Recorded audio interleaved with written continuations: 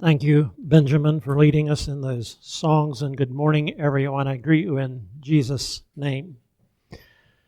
A month or two ago, when Mike gave out the preaching schedule, somehow I had it in my mind that I was going to be preaching on Father's Day, and I was mistaken, so I'm a week late, but I've still pushed on with the message that I had planned to give. I'm going to ask for grace this morning from you because I'm going to tell some stories about my father. So this is going to be kind of a personal thing, and I don't know if it might bore you and you might say, so what? But I'm still going to do this. And one reason I am going to do this is this week it has been 40 years since my father passed. And this year, if he would have lived, he would have been 100 years old. So if you do the math, he was 60 when he passed. I'm going to share some memories, some things that he taught me this morning from my perspective, and they may be a bit different than what my siblings remembered, and my reaction to those things perhaps is different. But I'd like to begin with a text. Psalms 78. I'd like to read the first 8 verses and look at those briefly. This Psalm 78 is called a didactic psalm or a teaching psalm. This psalm is a voice of a teacher, specifically a history teacher. He's giving the history of God's people, of his own people. And he's very insistent in his teaching, and he's very deliberate in saying what happened. He's not into rewriting history. He's very blunt about what happened to their forefathers and their interactions with God, the Lord. So, let's read our text, Psalm 78, 1 through 8. Follow along or listen carefully. O my people, hear my teaching. Listen to the words of my mouth. I will open my mouth in parables. I will utter hidden things, things from old, what we have heard and known, what our fathers have told us. We will not hide them from their children. We will tell the next generation the praiseworthy deeds of the Lord, his power, and the wonders he has done. He decreed statutes for Jacob and established the law in Israel, which he commanded our forefathers to teach their children, so the next generation would know them, even the children yet to be born, and they in turn would tell their children. Then they would put their trust in God and would not forget his deeds, but would keep his commands. They would not be like their forefathers, a stubborn and rebellious generation whose hearts were not loyal to God, whose spirits were not faithful to him. And as he gives the lesson, as he tells the story of his people, it alternates between Israel's rebellion and God's faithfulness. He uses the term they and he.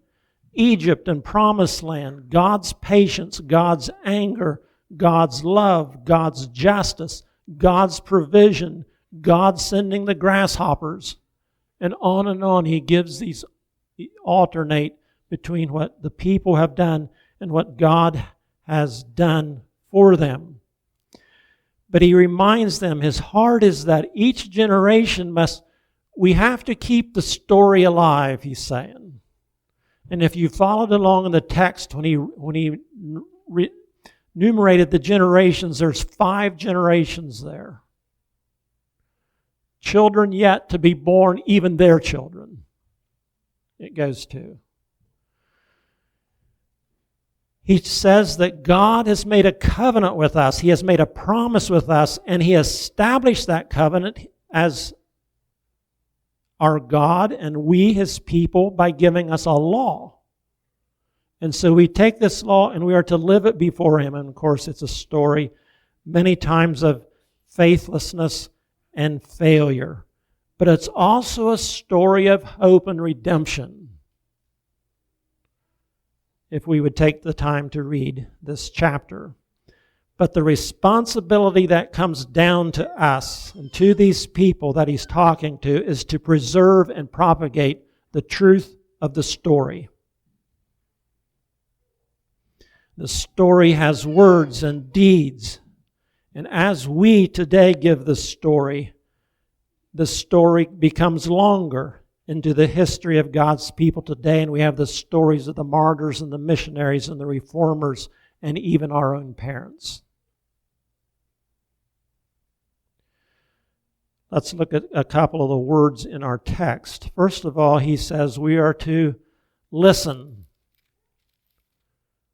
Hear my people, listen to the word.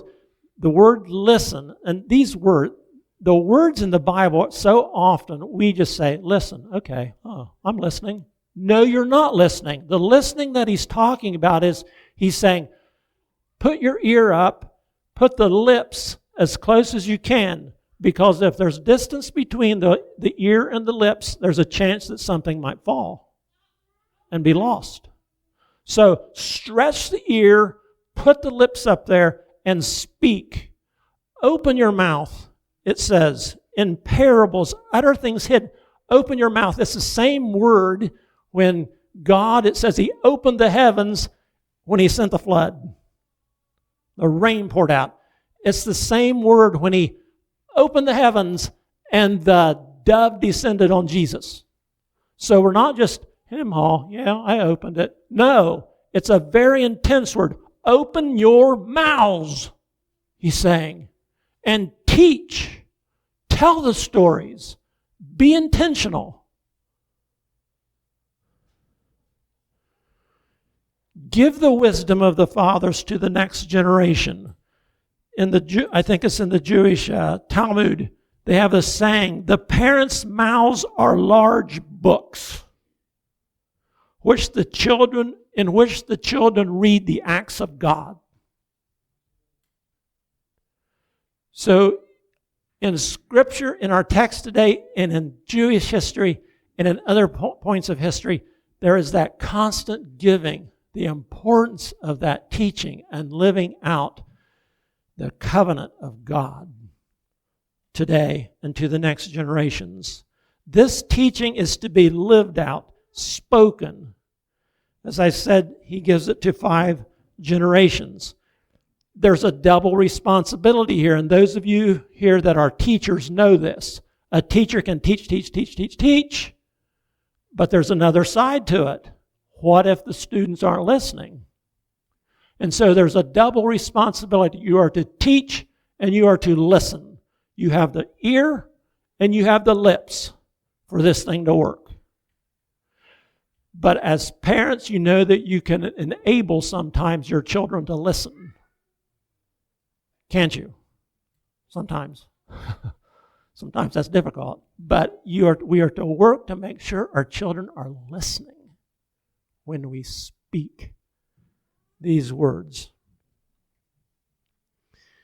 And then it concludes with the contrast between we want them to hope in God, trust him, be obedient to him, and not be like their forefathers that were faithless and disobedient and had failed. But they are to put their hope, their trust. Do you know what hope is? Hope is a long-term term. You don't, when you say, I have hope, it's a long-term perspective. It's very relevant today. Many people today, even some of us, maybe all of us, have sort of lost hope.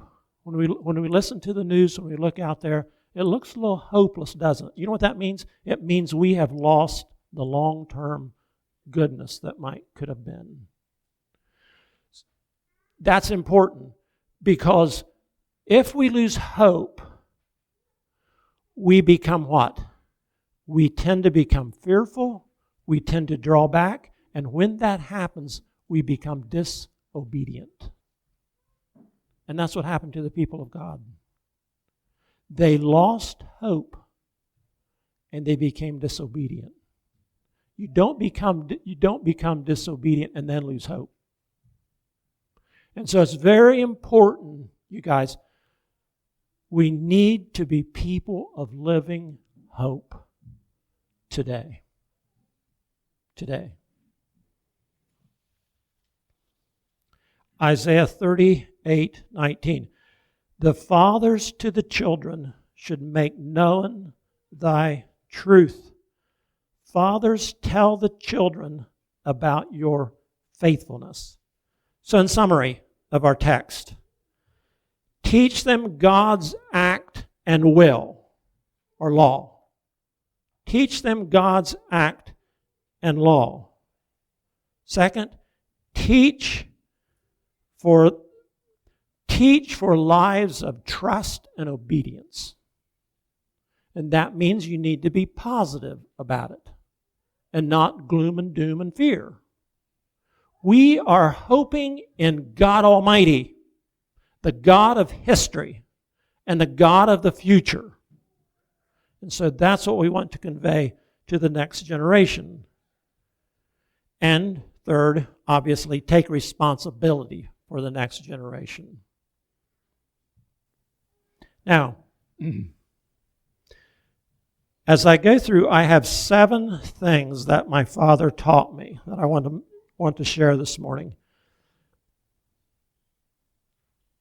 As I share these, don't forget that this is a father to a son, okay? Father to a son. My father to me. So it's kind of personal, so take it as that. It was also in that time and place, okay? So I want you to, as I share these things, I want you to take them as our text says. Perhaps you can create or maybe speak to you in a parable, okay? Because it wasn't your experience. He's not your dad. So take what I say, perhaps you can create a parable, something that speaks to your life, okay? I would like to begin by telling you my very first memory of my dad, and I'm going to end, I think, with the last memory of my father. Context of my father's life. My father, if you have been figuring, was born in 1920. So that means he was a teenager through the Great Depression. And then when he was 20 was the beginning of World War II. So a very intense part of history in his life was as he lived through the Great Depression and the World War. A couple of years, I think in 1948, he married my mother. So that would have been very close to. That spoke to me by that in this upheaval in our nation and world, he still had the courage to marry someone and actually have family. Till my first memory came to him, he had 6 children, like boom, boom, boom, boom, boom, boom. And so then when I remembered him, the first time I remembered him, I was probably 3 years old. And we were driving down a dirt road. It's just funny how, you remember certain things. And I was sitting in this car with my dad. That's all I remember, it's me and him. And he stopped, and he took a paper, and he went over to an electric pole. And, you're just a little kid, and I was there, and I was looking, like this, and he was up there, and he nailed this paper to the electric pole. I had no idea what it was then, but I do now. And that ends the memory. That's my first memory. Now I know that paper was a paper stating that he was having a farm auction. We were selling out. And we were moving to Virginia. That was here. You guys that know, it's the farm where Marilyn and my mom live now. That's where they live. That's where the farm auction was. They didn't sell the farm, but they sold everything else. And we moved to Virginia because he had promise of work in Newport News, Virginia, which is clear down there on the coast. one of the things that, because my father died when I was a lot younger, I never had a lot of conversations now that you wish, man, I wish I had but I don't know, didn't my dad feel like a failure from farming at that point? I don't know what he felt. Did he just feel like excitement and a great adventure coming up? Or I don't know what he felt. But anyway, we had a farm auction. Also, the things that I want to share this morning are not necessarily in chronological order. They're just topics that I want to share with you. Okay, the first one, this one really is ironic because I was preparing this message a while before current events, okay? And it's really interesting that this is the first major lesson that my father taught me. And this is crazy.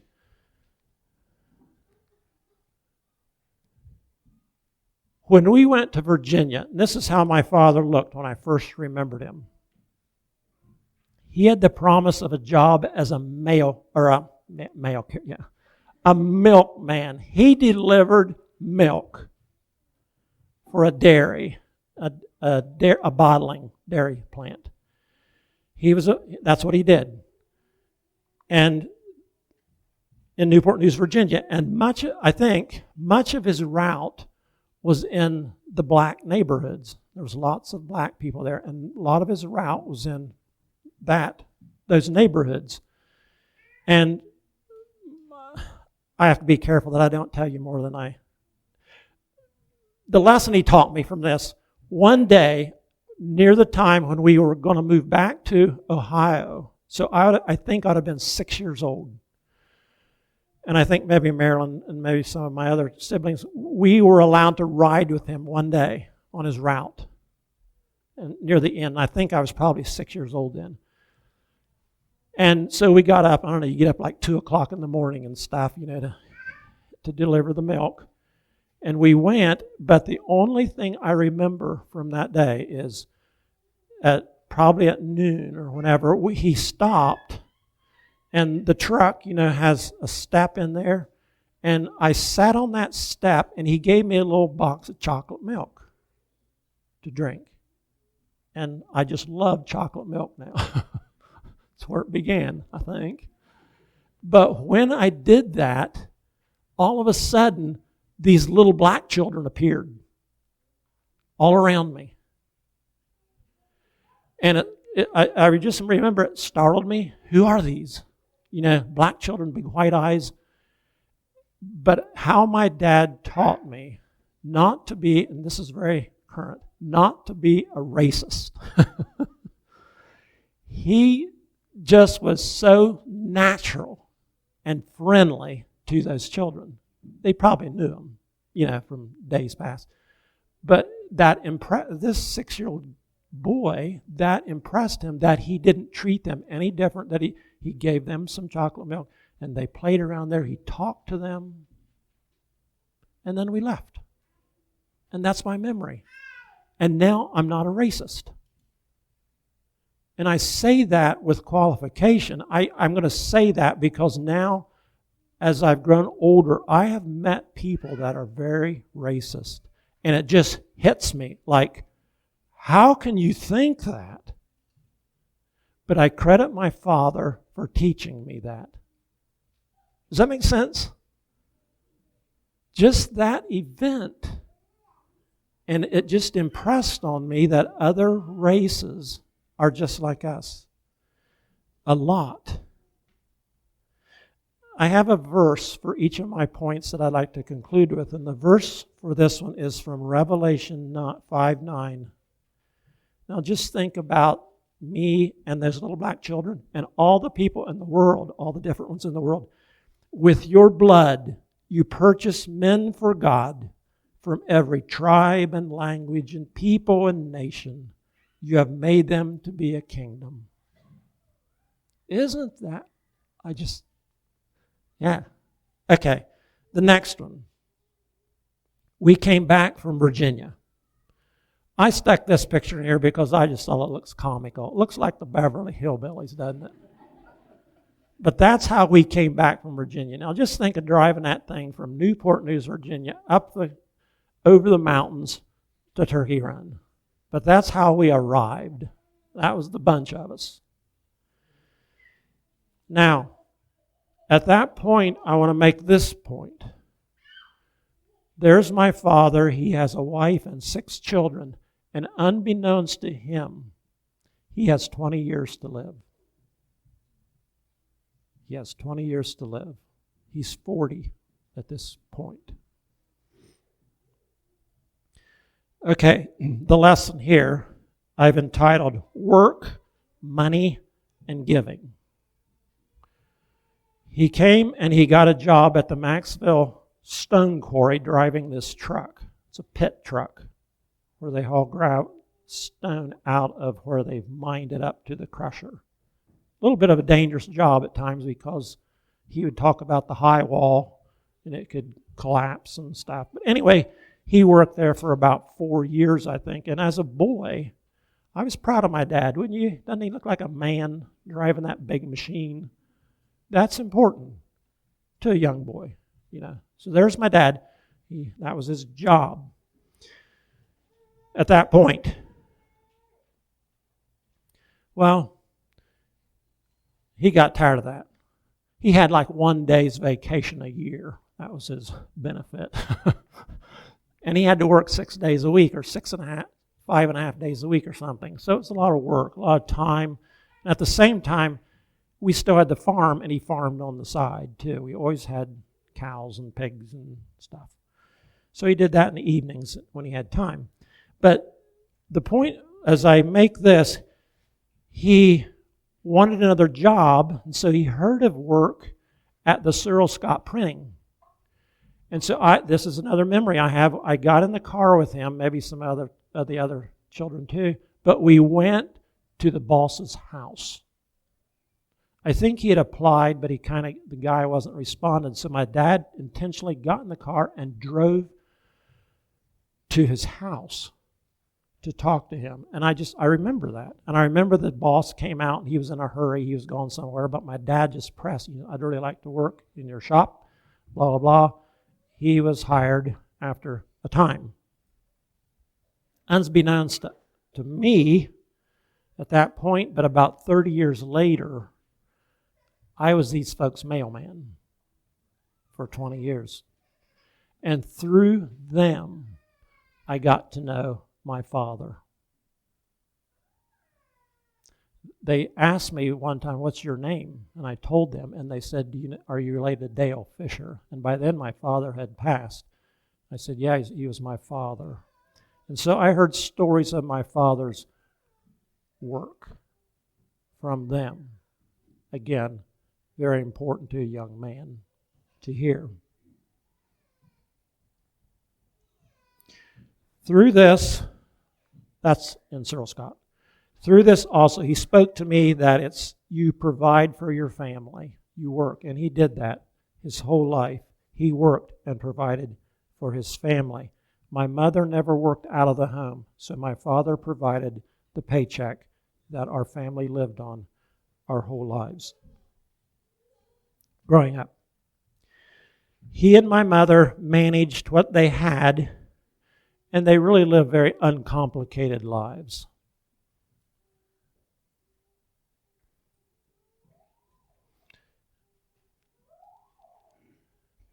And important two things happened on the giving side. One time, I don't know, I was just small yet. I don't know how old, but we were back here. And I was in a store with him, and we came out of the store, and it was around Christmas time, and you know how the Salvation Army people were out there. And we were just walking. I was walking right beside him, and he paused and dropped some money in the bucket. You know how they are. They're covered, and they have a little hole. And I just stopped with him, and I saw him do that, and then he went on, and I went over, and I looked in there, in that hole, and I thought, it disappeared. He just put money in there, and it disappeared.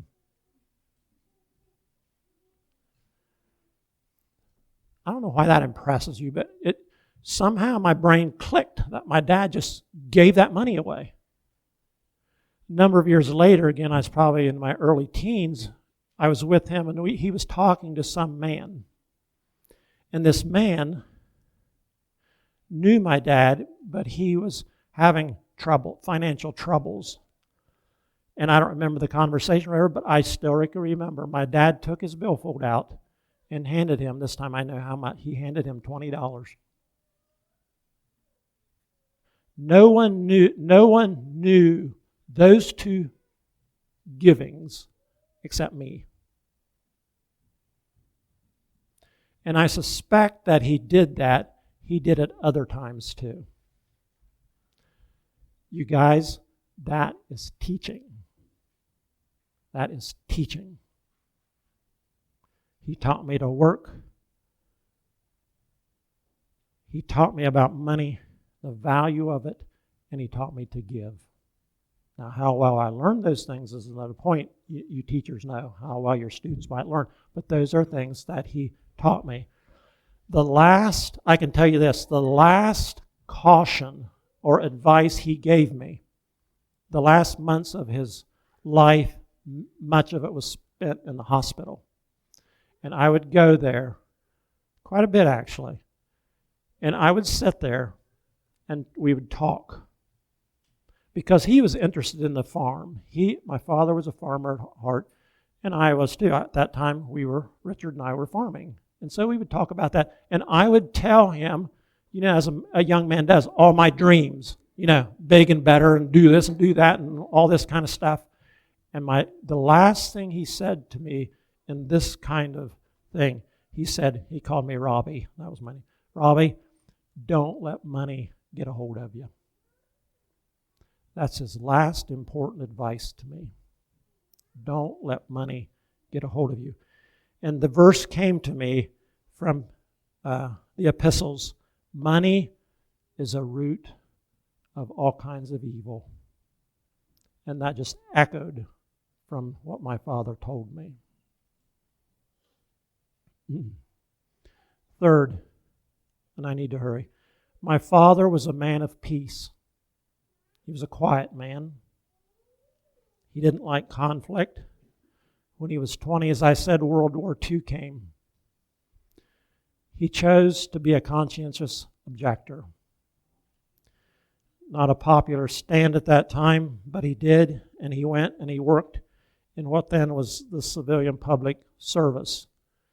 And he did this out in the Eastern Shore in Maryland.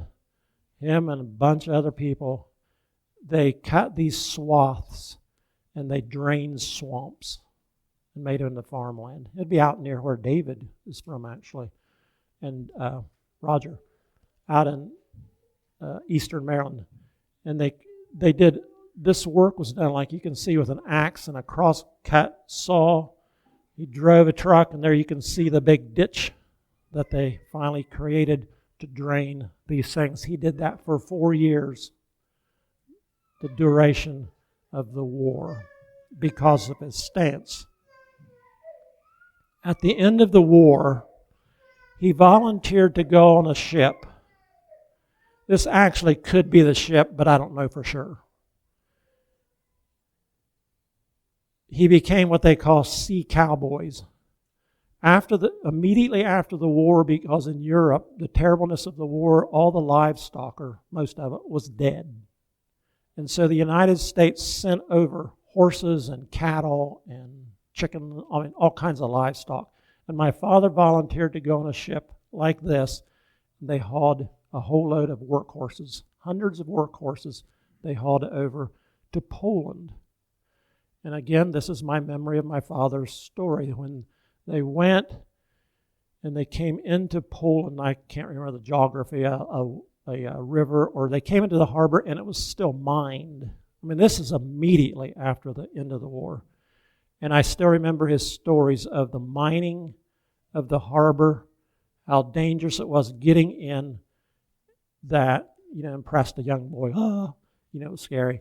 And when they would come up into the harbor close, they saw the destruction of the war. I mean, just, you can't imagine. Carl can, but probably the rest of us can't imagine the terribleness, destructiveness of war. And he said he remembers children running, half naked, starving, And he said some of the guys would throw hot dogs at them, and they would just pounce on them like animals to get the hot dogs. Listen, I don't know. It's another question I would like to ask, but that had to have affected my dad. It just had to, of how then he lived his life after that as a man of peace. Well, how did that play out then? That was before my time. Well, one memory that I have to share about that. Conrad, do you recognize that? I have two pictures from Conrad's farm, Conrad Markey's farm. Anyway, I don't have a picture of the original one, but when I was probably, early teens, the farm, one fall, for some reason, my dad wasn't a big hunter, but he wanted to hunt deer. And back then, there wasn't as many deer, and these hunters would just come through, just like bands of them, and just chase the deer. So he put up no hunting signs. And the sign read, "No hunting or trespassing. Violators will be prosecuted." He didn't say anything, but he took scissors and he cut off the bottom part. What was he saying? What was he doing? What was he doing? What was he teaching me? He did that, and he didn't say anything. I was kind of upset. Man, you just took the teeth out of it. But he did that.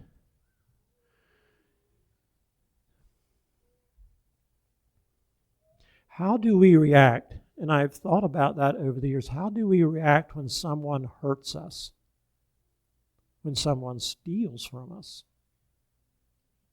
When someone says something about us? How do we deal with our enemies? Someone threatens us. I think an appropriate word for my dad was from Proverbs 15. A soft answer turns away wrath. And I actually have seen him do that a couple of times in his life. By saying all this, I realize there are some that do feel called to carry the sword. And I couldn't think of the word, and thank you, Dustin, for giving the term, but I think, in thinking about how my dad lived, and that was his life, his choices, and how he taught me as by word and deed, when you come to a situation, and Dustin does this, you work to lower the level of tension. And thank you for the term, you de-escalate. As peacemakers, that's what we're to do. And how that is done varies. But it's still, as peacemakers, that's our goal. To de-escalate whatever situation arises. 1 Corinthians 7, God has called us to live in peace. Let's be intentional about that and teach our children that. The next one. What about women and girls? My parents. Doesn't he look happy?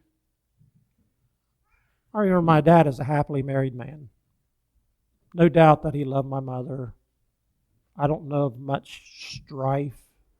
I feel very blessed not to have grown up in a home of strife. Never doubted his love for my mother and his faithfulness to her. They're happy there. They don't know their Enneagram number. They never took the Briggs-Myers personality test and analyzed each other. They just loved each other and took the lumps of life together.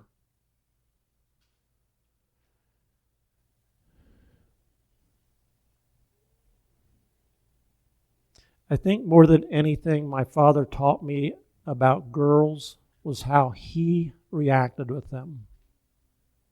And to me, he around females, he just seemed comfortable and respectful. That's how I remember him. Comfortable and respectful.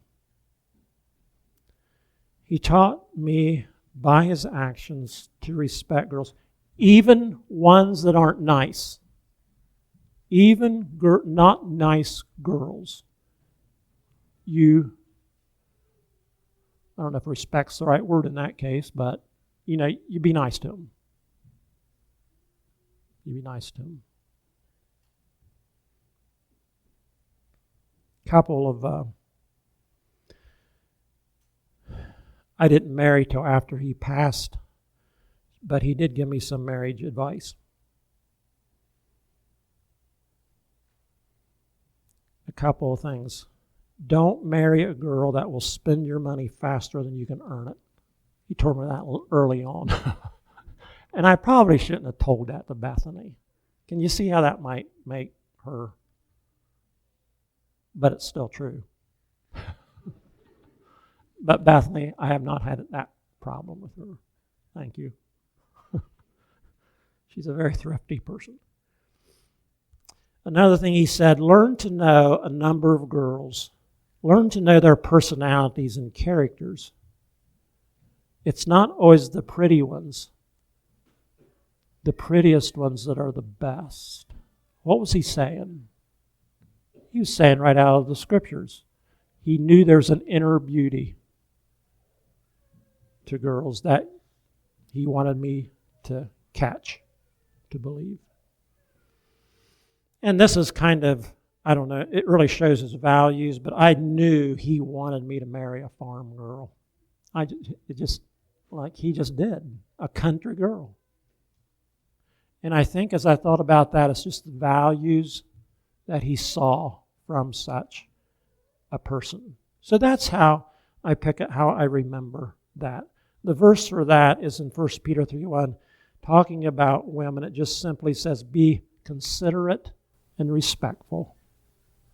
Very good advice, you guys, with our relationship with girls and women. Be considerate and respectful. The next one is church and missions. By the way, see that little fella over there on the end? That's a future pastor of Turkey Run, and he's sitting there because he's not being nice. So that's what they tell me. We got back from Virginia again a couple years after that. This is actually Turkey Run Church growing up. The way my father taught me about church and missions, we were very faithful in attendance and active in the church.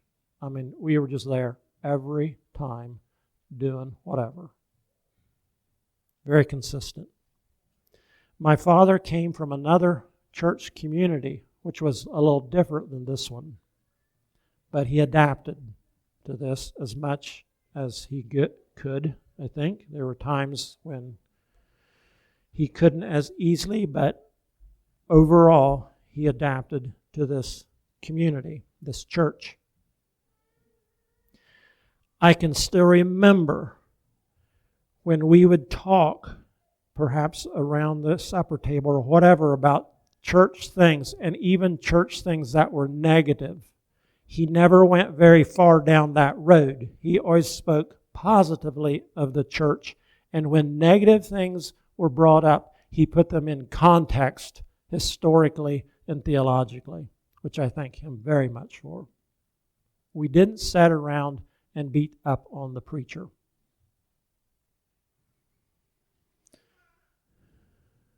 There was stress and change in the church that was somewhat stressful to him. I can still remember near the end of his life, the charismatic movement was really active, and it distressed him to see how that movement disrupted the church. It was causing, churches to split and things, and that was very distressful to him because he saw the church as a community that was supposed to reflect.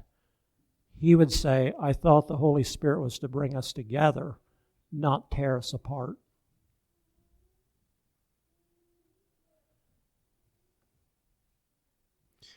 He gave me this sense that we are a part of a larger church, but that we are important in that larger church.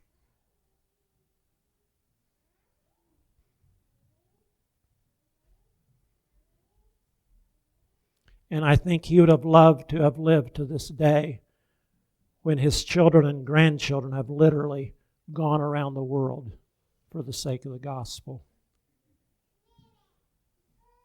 The next one, he taught me the reality of redemption. The reality of redemption. I want to point out something here. See on the table, there's a Bible and a little book. It's the Sunday School Quarterly. Every evening for my whole grown-up life, every evening at supper, he read the Sunday School verses every evening and prayed. Rarely was there a comment, but he always did that. And it's interesting that my children will say, we did the same thing, but there was more comments.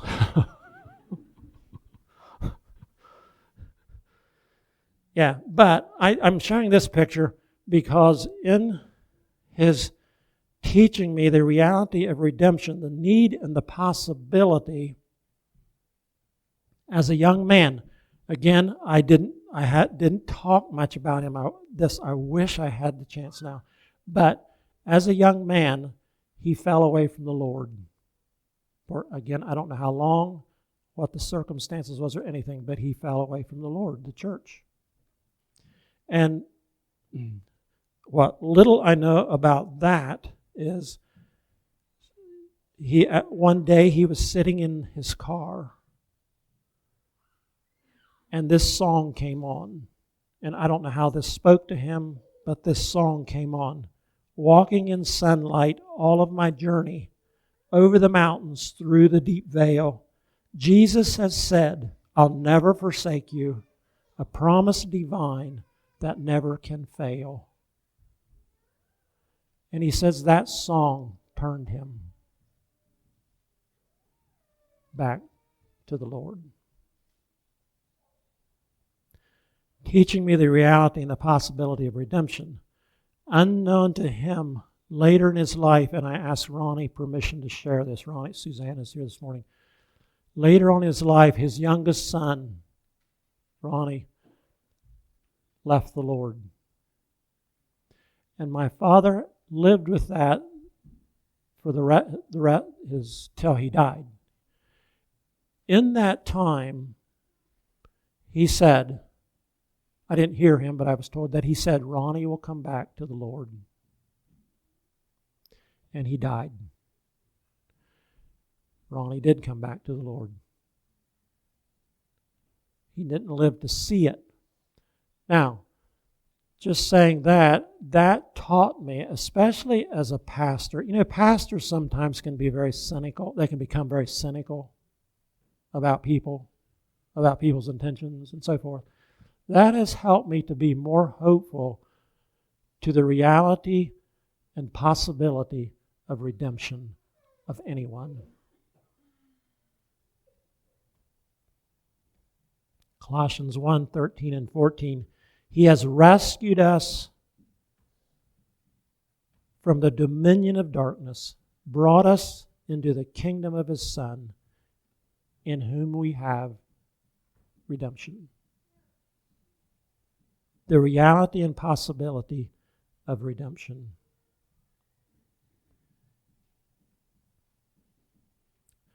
The last one. I asked this question.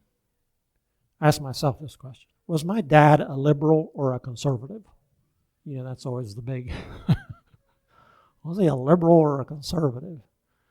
Because in many ways he was a very conservative guy, but then he'd have these little liberal things that not liberal, but different. And I have decided that he's neither. He's a conservationist. And I'll explain. There are two things that I want you to draw. Maybe you can draw a parable from. As a young boy again, one day we went out and we planted trees.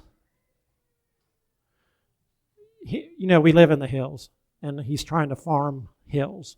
And so to farm hills, you have to hold the soil, because if you don't have that, you don't have anything. Anyway, we planted these pine trees down the side of this gully. And I said, why are we doing this? He said, because when these trees grow, the roots will hold the soil. And then he said something very important to me. He said, when the soil washes away, it never comes back. I still remember that. When the soil washes away, it never comes back. And so that's why we're planting these trees.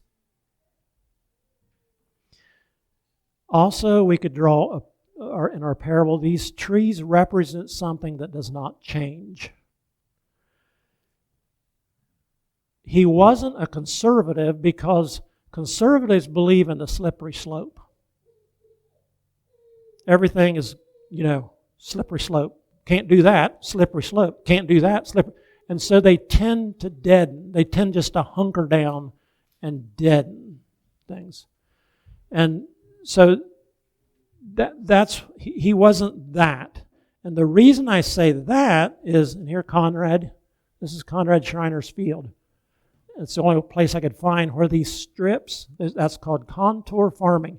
And again, as a young boy, another lesson, we had the fields up there, and we created contour strips. The man from the soil conservation came out, and he had a big tape, and he walked, and he knew how to measure the thing, and I held the other end, and my dad was on the tractor and plow, and he followed that guy, and they created contour strips. Now, why do you do that? Again, the soil is so important. But there's more. If the soil is so important, let's just not even plow it up and farm it. And then it won't go anywhere. That's a true conservative. But he was more liberal. He said no. Now, a liberal, they would just farm the tar out of it and wouldn't care. Forget the trees, let's just use it up and, they won't say this, but destroy things. No, but we can still use it, but we have boundaries. We do it a certain way, and it can be productive. And that's why I say he wasn't conservative, he wasn't liberal, he was a conservationist.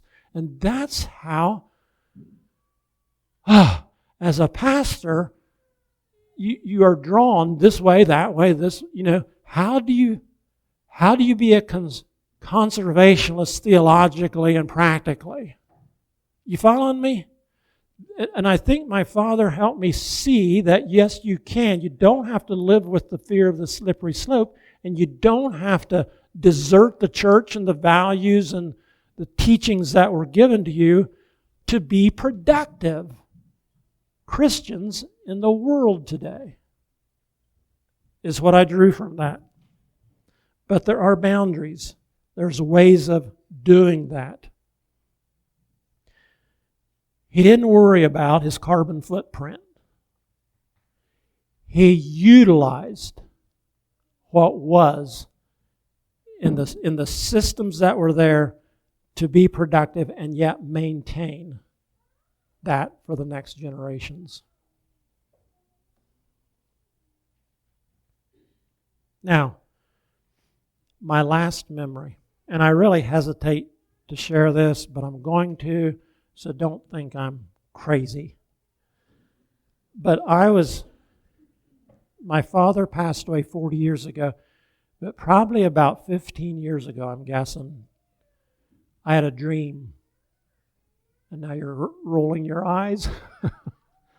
But I had a dream, and I don't know if it was the rapture or if it was my death. But I was heading to heaven in this dream. I was going just like a rocket. And I got up so high, and there was this person. All I could see was they had work boots and blue jeans, and I could see a little bit of a flannel shirt. And in my dream, I thought, And I was reaching like this too, toward it. Because in my dream, that's Jesus. And I got to get hold of him. And just as I grabbed the boot, a voice said, and then I recognized it was my Father's voice. This is the last words he said, and this is my last words to you. I'm not him. He's up there. It's Jesus. Now, whether what you think about that, but that's the last word I've had from my dad. It's Jesus. And that's what the next generation and generations yet to be born need to know.